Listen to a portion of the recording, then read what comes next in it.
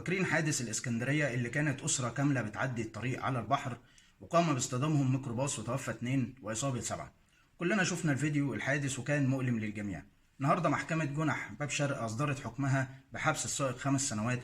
طبعا كل الناس النهارده بتتكلم إن السائق مش غلطان وهم اللي كانوا معديين من فوق النفق، وبالتالي الغلط بسببهم والسواق لم يخطئ. طيب السؤال هنا، ليه المحكمة أصدرت حكم قاسي زي ده برغم من وجهة نظر الناس إن السواق لم يخطئ وإن الغلط من الناس وهم بيعدوا من فوق النفق؟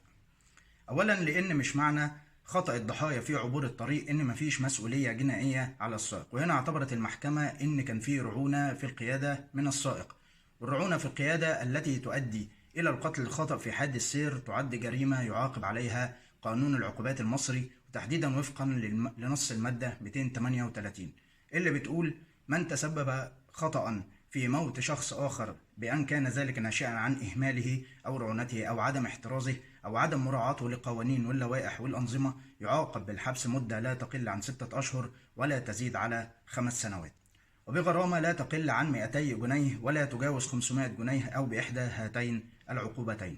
وإذا كان الخطأ ناتجا عن قيادة مركبة ونتج عنه وفاة أكثر من شخص أو ترافق معه إصابات خطيرة، تشدد العقوبة لتصل إلى الحبس من سنة إلى 7 سنوات. والمفهوم القانوني للرعونة في القيادة هي الاستهتار وعدم الاحتياط أثناء القيادة، أي أن السائق يتصرف بدون حرص أو تقدير للعواقب.